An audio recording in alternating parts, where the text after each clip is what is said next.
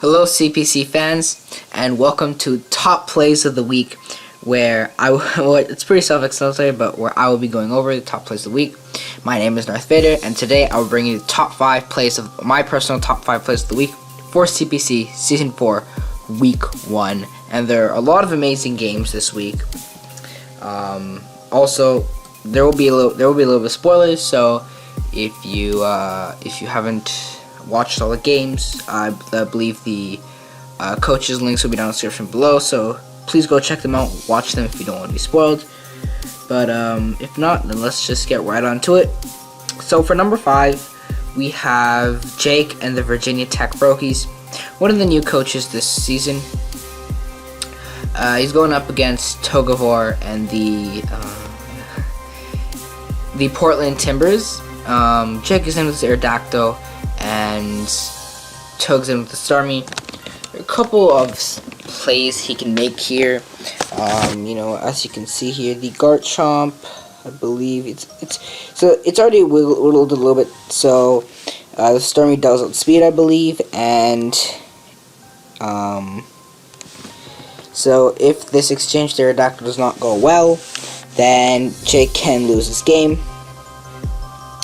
And he's going to risk it here, as Jake is going to activate Z move, and Aerodactyl is his Z eligible user.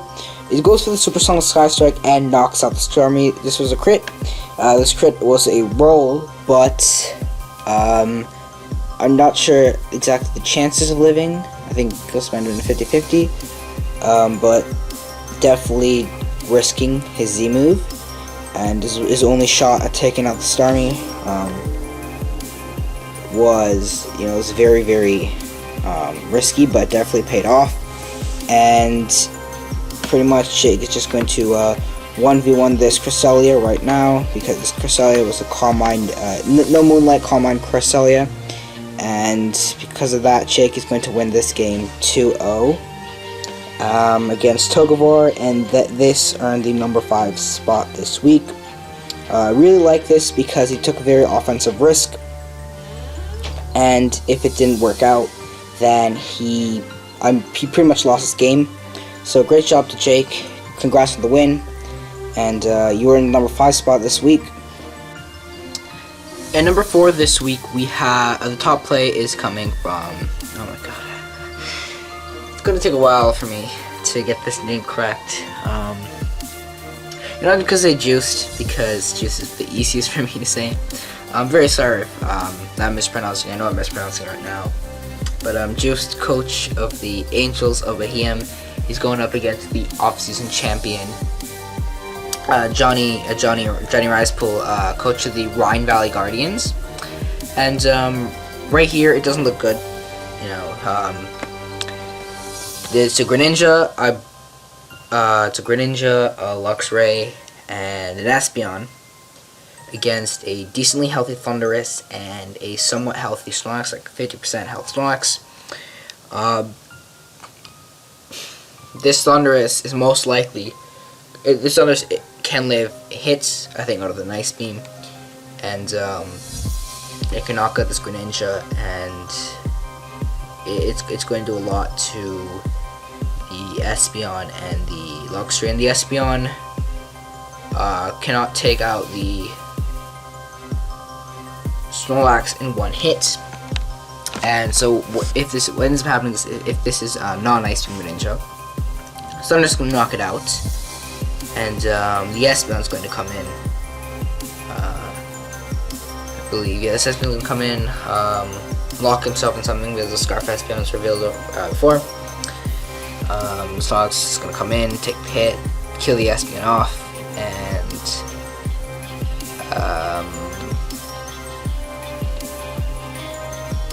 I don't know, just something could happen. I'm not exactly sure, but something can happen. So you're just gonna stay and click surf. Thundurus gonna live. Thundurus knocks out the Greninja, of course. Thundurus is an offensive monster, and Greninja's frail. So you're gonna go to Luxray instead of his Espeon, which is a little bit strange. But he's going to reveal the very cool tech and very, very well, a very good prep, Quick Attack to knock out the Thunderous, and some more prep with Superpower to whittle down the Snorlax. As long as it's going to knock out the Luxray here. As the Espeon's going to come in, click Psychic and knock the Snorlax out. I think he just goes to 1 without the Quick Attack. Let me think here. Could he? I don't know if 2 Psychics knock those Snorlax. I think it depends on the investment, but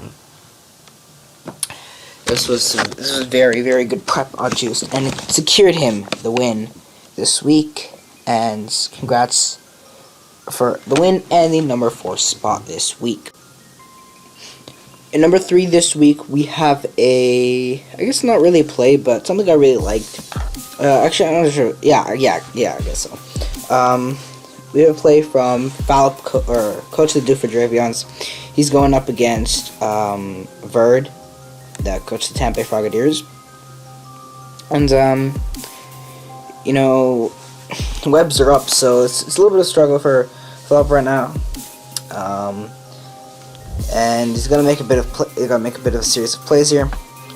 So it goes with the Bug Buzz. The Grit is a little unfortunate here, as he goes with the Poison Jab, trying to predict the Whimsicott. Verd's just going to make great plays here. Just predicting the Dragon Claw or the Whimsicott. Then Verd's gonna switch, go into Dragonites. This is a little questionable, because the multi-scale is going from Dragonite, but that's fine. Verd's gonna go back out into Whimsicott, as Falp goes Dragon Claw is in effect. And, Falp is going to predict Verd staying in this turn. He's had enough of this, he's just gonna try to risk it. He lives the Moonblast. I think Falp had some bulk to take a Moonblast better from a Whimsicott. He's gonna get off the Poison Jab and kill the Whimsicott, eliminating a very annoying threat. This allows Skarmory more room, because the Whimsicott gets taunt. I'm not sure if it had taunt this week. This gives Jolteon more room to Volt Switch. If it has it, this gives Mega Gallade more room, gives Landorus more room, and this play helps Falp to gain some offensive pressure, and thus ended up granting him the number 3 spot this week. In the number 2 slot this week, we have a play from Turkey, coach of the Toronto Luxrays, going up against Will the RNG Lord, coach of the San Antonio Sparse. Turk's in with his Registeel, as Will is in with his Volcarona, and Turk's team does not do too well against Volcarona, but he does have one Mon that is a good check to Volcarona as long as it doesn't carry a certain move, and that is actually regular Charizard, as Will is going to go for the Quiver Dance. If Turk has Hidden Power Rock, he's just going to lose this, and he could scout for this, but scouting could put a lot of damage onto something, which he probably doesn't want to.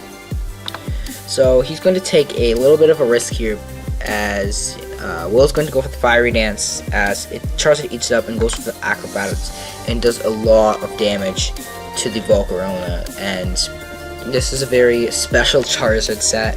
I believe it was Will-O-Wisp, Acrobatics, Roost,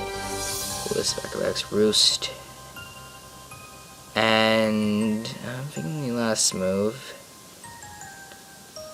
I don't know, but it was mainly designed to check non-Hidden Power Rock Volcarona and some other things. And it's a very, very cool spread, and just helped Turk a lot. He's going to Roost here, really healing up his Charizard. Will goes for Fire Dance again, and Turk's going to go for the Acrobatics here, kill the Volcarona, and he's going to Will-O-Wisp here, not fearing the Shadow Sneak or anything, which was also a really good play.